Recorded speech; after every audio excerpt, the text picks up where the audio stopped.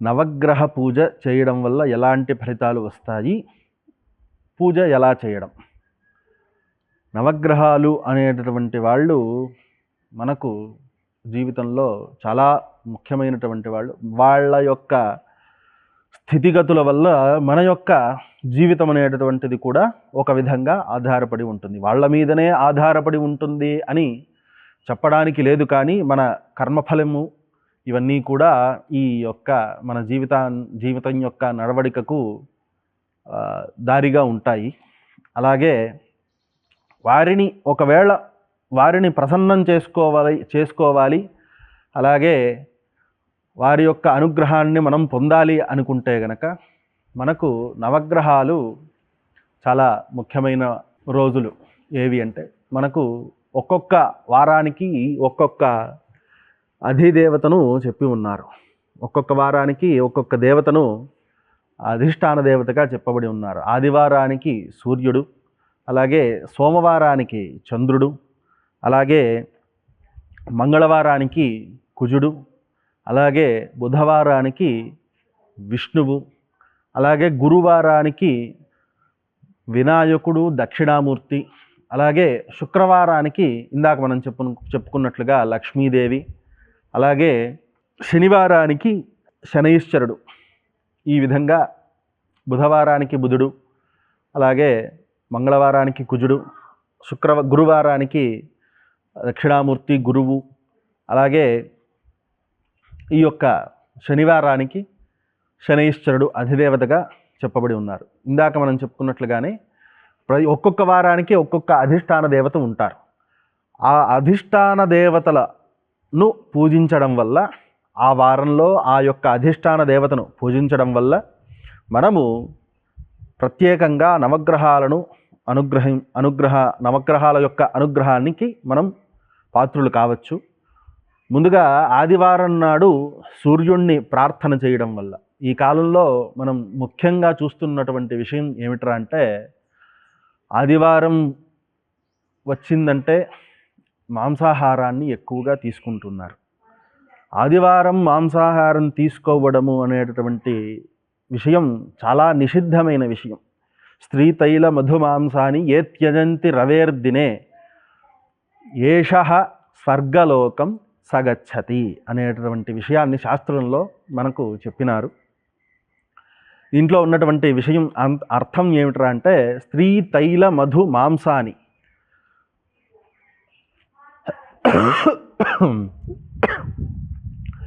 స్త్రీ ఎవరైతే పురుషుడు తన భార్యతో ఆదివారం నాడు సంగమించకుండా ఉంటాడో, అలాగే తైల స్నానాన్ని చేయకుండా ఉంటాడో, అలాగే మధువు అంటే మద్యాన్ని సేవించకుండా ఉంటాడో, అలాగే మాంసాహారాన్ని తినకుండా ఉంటాడో వారు స్వర్గలోకానికి వెళుతారు అనేటువంటి విషయాన్ని ఈ యొక్క శ్లోకంలో శాస్త్రంలో చెప్పబడి ఉంది. మనం ఈ కాలంలో చూస్తూ ఉన్నాము. ఎక్కడ చూసినా సరే ఆదివారం అయ్యిందంటే ఉదయాన్నే మాంసాహారం అమ్మేటటువంటి అంగళ్ళ దగ్గర ఎక్కువగా జనాలు గుమిగూడి ఉంటున్నారు. అదేమిటో ఆదివారం వచ్చిందంటే అదొక ఉద్యమంలాగా ఆ యొక్క అంగళ్ళ దగ్గర జనాలు కనిపిస్తూ ఉన్నారు. అది చాలా తప్పు. మిగతా వారాల్లో అది వారి యొక్క ఇష్టం, వారి యొక్క ఇచ్ఛ, కోరిక. కానీ ఆదివారం తినకుండా ఉండటం వల్ల ఆ యొక్క సూర్యుడి యొక్క అనుగ్రహాన్ని మనం పొందవచ్చు. సూర్యుడి యొక్క అనుగ్రహాన్ని ఎలా పొందవచ్చు అంటే, సూర్యుడు నవగ్రహాలలో ప్రధానమైనటువంటి దేవత. ఆయన ఆరోగ్యాన్ని ఇస్తాడు, అలాగే ఉద్యోగ కారకుడవుతాడు. ఉద్యోగాన్ని ఇవ్వగలిగిన శక్తి ఆయనకు ఉంటుంది. తండ్రికి అంటే మనకు జాతకంలో తండ్రి యొక్క స్థానాన్ని కలిగి ఉంటాడు. అన్నిటికీ కూడా ప్రధానమైన దేవత కాబట్టి ఆదివారం నాడు ఈ యొక్క నియమాలను కనీసం ఉల్లి వెల్లుల్లి అయినా సరే తింటే కూడా ఈ యొక్క నియమాలన్నీ కూడా వర్తిస్తాయి అన్నమాట. ఇందాక మనం చెప్పినటువంటి మాంసాహారానికి ఏ నియమాలు అయితే వర్తిస్తాయో ఉల్లి వెల్లుల్లికి కూడా ఆదివారం నాడు తినకుండా ఉండటం అనేటటువంటిది కూడా నిషిద్ధం. ఆదివారం నాడు ఉల్లి వెల్లుల్లి కూడా తినకూడదు అనేటటువంటి విషయాన్ని కూడా మాంసంతో సమానమైనటువంటి పదార్థాలుగా ఆ ఉల్లి వెల్లుల్లిని శాస్త్రంలో చెప్పబడతాయి. అందువల్ల ఆదివారం నాడు ఈ యొక్క ఉల్లి వెల్లుల్లిని కూడా తినకూడదు అంటే మాంసాహారం ఏ స్థాయికి మనం తింటున్నాము అనేటువంటి విషయాన్ని కూడా ఒకసారి ఆలోచన చేసుకోవాలి. ఆలోచన చేసుకుని ఆ యొక్క ఆదివారం నాడు మనం వాటిని విసర్జించినట్లయితే, అంతే విడిచిపెట్టినట్లయితే గనక ఆ యొక్క సూర్య అనుగ్రహానికి మనం పాత్రులు కావచ్చు. అలాగే ఆయన అనుగ్రహం ఇచ్చేటటువంటి అనుగ్రహాలు ఏవైతే ఉంటాయో ఆరోగ్యము, అలాగే ఆరోగ్యం భాస్కరాదిచ్చేదంటారు. భాస్కరుడు అంటే సూర్యుడు. ఆ యొక్క సూర్యానుగ్రహాన్ని మనం పొందవచ్చు. అలాగే సూర్యోదయాత్ పూర్వమే, ఏ రోజైనా సరే ఎప్పుడైనా సరే సూర్యోదయాత్ పూర్వమే మనం నిద్రలేచి స్నానం చేసి ఉదయించేటటువంటి సూర్యుడికి నమస్కారాలు చేసినట్లయితే గనక మనకు ఎన్నో శుభమైన ఫలితాలు లభిస్తాయి అనేటటువంటిది శాస్త్రంలో చెప్పినటువంటి వచనము. ఈ విధంగా మనం సూర్యుడి యొక్క అనుగ్రహాన్ని పొందవచ్చు. అలాగే చంద్రుడు సోమవారం నాటికి వచ్చేటప్పటికి చంద్రుడు అధిదేవత అవుతున్నాడు. సోమవారం నాడు మనం చంద్రుణ్ణి విశేషంగా పూజించినటువంటి తెల్లని పుష్పములతో చంద్రుణ్ణి పూజించినట్లయితే ఆ యొక్క చంద్రుడి యొక్క అనుగ్రహాన్ని మనం పొందవచ్చు. విశేషంగా పౌర్ణమి నాడు చంద్రుడి యొక్క అనుగ్రహాన్ని మనం వేసుకున్నటువంటి వస్త్రంలో ఒక నూలిపోగును ఆ చంద్రుడికి అలా గాల్లో సమర్పించడం ద్వారా ఆయన చాలా ప్రీతి పొందుతాడట. అందువల్ల చంద్రుణ్ణి సోమవారం నాడు పౌర్ణమి నాడు పూజించడం వల్ల చంద్రుడి యొక్క అనుగ్రహాన్ని మనం విశేషంగా పొందుతాము. అలాగే మంగళవారానికి కుజుడు అధిదేవత. ఈ యొక్క కుజుడికి అధిదేవతగా ఉన్నటువంటి వాళ్ళు సుబ్రహ్మణ్య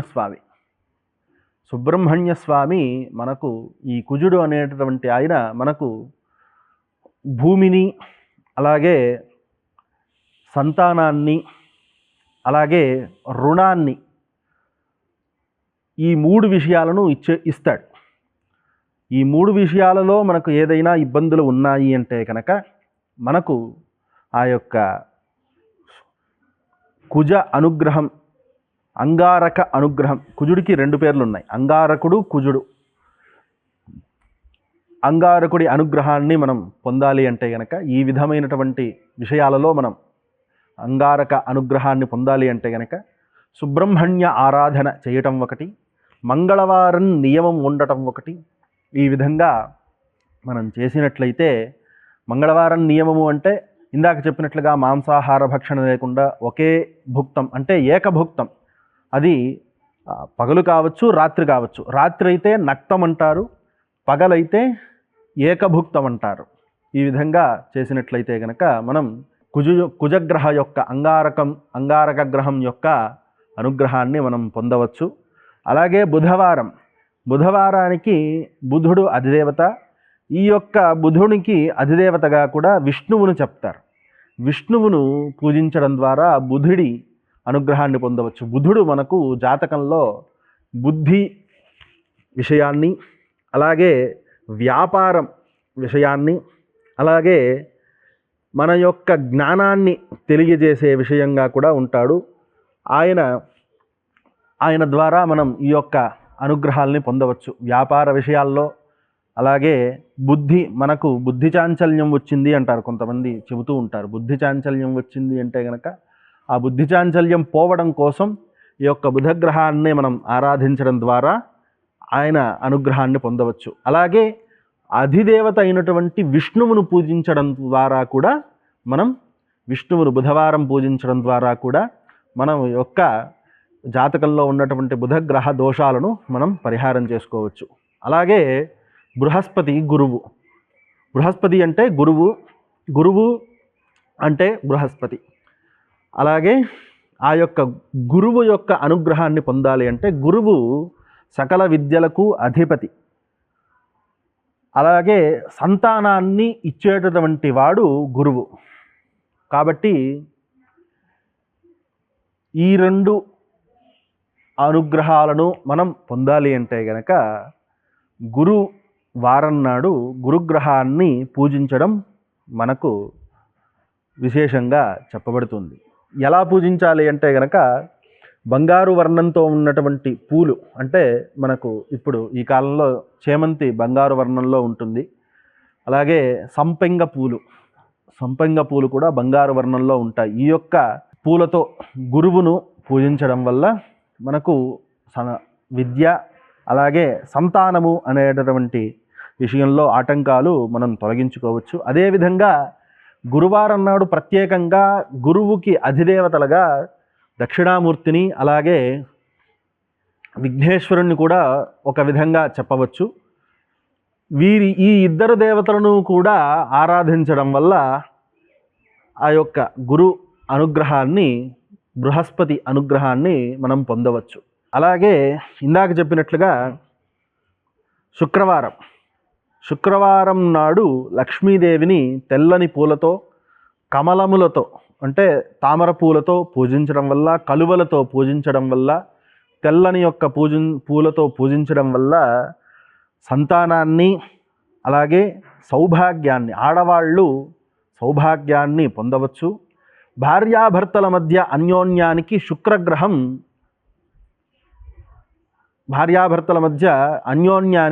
శుక్రుడు అధిపతిగా ఉన్నాడు.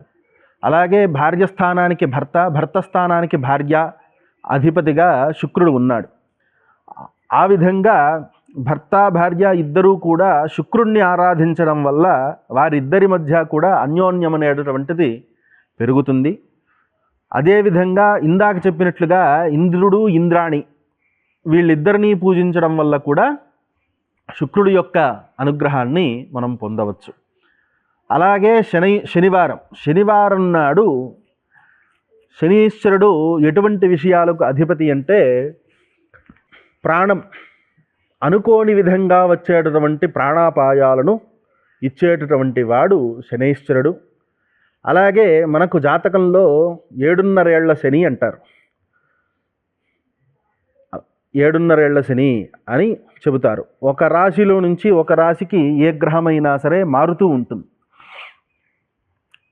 అలా మారడంలో శనైశ్వరుడు చాలా నిదానంగా 7.5 ఏళ్ళ ఒక రాశిలో 2.5 సంవత్సరాల పాటు శనైశ్వరుడు ఉంటాడు. అలా ఉండటం ద్వారా ఆయన ఇచ్చేటటువంటి ఫలితాలు కూడా ఎక్కువ సమయం మనకు వస్తూ ఉంటాయి. అలా 7.5 ఏళ్ళు మన రాశిని ఆయన పాలిస్తాడు. అలా పాలించేటటువంటి సమయంలో కూడా ఆయన యొక్క అనుగ్రహాన్ని, శుభ ఫలితాలు కావచ్చు అశుభ ఫలితాలు కావచ్చు, ఆయన ఇచ్చేటటువంటివి ఆ ఫలితాలు మనం పొందుతూ ఉంటాం. శుభ ఫలితాలు అయితే పర్వాలేదు, కానీ అశుభ ఫలితాలను మనం పొందాలంటే మనం కష్టపడాలి. కాబట్టి ఆయన అనుగ్రహం మనం ఎలా పొందాలి అంటే ఈశ్వరుణ్ణి ఆరాధించడం ద్వారా, అలాగే శనైశ్వరుణ్ణి నల్లటి వస్త్రాలు ధరించి, లేదు నల్లటి వస్త్రాలు ఆయనకు సమర్పించడం ద్వారా కానీ, లేదు నువ్వులు దానం ఇవ్వటం కానీ, లేదు నువ్వులతో చేసినటువంటి వంటకాన్ని ఆయనకు నివేదన చేయడం కానీ, ఈ విధమైనటువంటి విషయాలను ఆయన అనుగ్రహానికి మనల్ని పాత్రులు చేస్తాయి. అలాగే ఇంకొకటి ఏమిట్రా అంటే ఆయనకు శనివారానికి శనీశ్వరునికి అధిదేవతగా ఈశ్వరుడు ఉన్నాడు. ఆ ఈశ్వరుణ్ణి ఆరాధించడం ద్వారా కూడా మనం ఆ యొక్క శనైశ్వర అనుగ్రహానికి పాత్రులు కావచ్చు. ఇక రాహుకేతువులు వీళ్ళు ఛాయాగ్రహాలు అంటే ఏ విధమైనటువంటి ఛాయాగ్రహాలు అంటే ఏ గ్రహంతో ఉంటే ఆ గ్రహం, మన జాతకంలో ఏ విధమైనటువంటి గ్రహాలతో, సూర్యుడితో కలిసి రాహు ఉన్నాడు అనుకోండి, ఆదివారం నాడు రాహుగ్రహ ప్రీతి కొరకు రాహువును ఆదివారం నాడు పూజించడం ద్వారా రాహువు యొక్క అనుగ్రహాన్ని మనం పొందవచ్చు. అలా మన జాతకంలో ఏ విధమైనటువంటి గ్రహాలతో రాహువు కూడుకుని ఉన్నాడో, రాహుకేతువులు ఇద్దరూ కూడా కూడుకుని ఉన్నారో వాళ్ళ అనుగ్రహాన్ని మనం పొందడం కోసం కలిసి ఉన్నటువంటి గ్రహ వారం ఏదైతే ఆ వారంతో సోమవారం చంద్రుడితో కలిసి ఉంటే సోమవారం, కుజుడితో కలిసి ఉంటే మంగళవారం, ఇలా ఆ వారంతో మనం పూజించడం ద్వారా మనం రాహుకేతువుల యొక్క అనుగ్రహాన్ని పొందవచ్చు. ఏ విధమైనటువంటి ఫలితాలను మనం ఆశించి రాహుకేతువులను పూజించాలి అంటే గనక, రాహువును పూజించడం కోసం రాహువు ప్రత్యేకంగా కళ్ళకు అధిదేవత. మనం చూసేటటువంటి విషయాలు కావచ్చు, మన కళ్ళకు సంబంధించిన ఆరోగ్య సమస్యలు కావచ్చు, అలాగే మనం ఎవరినైనా కంటి చూపు అనేటటువంటి విషయానికి రాహువు అధిదేవత.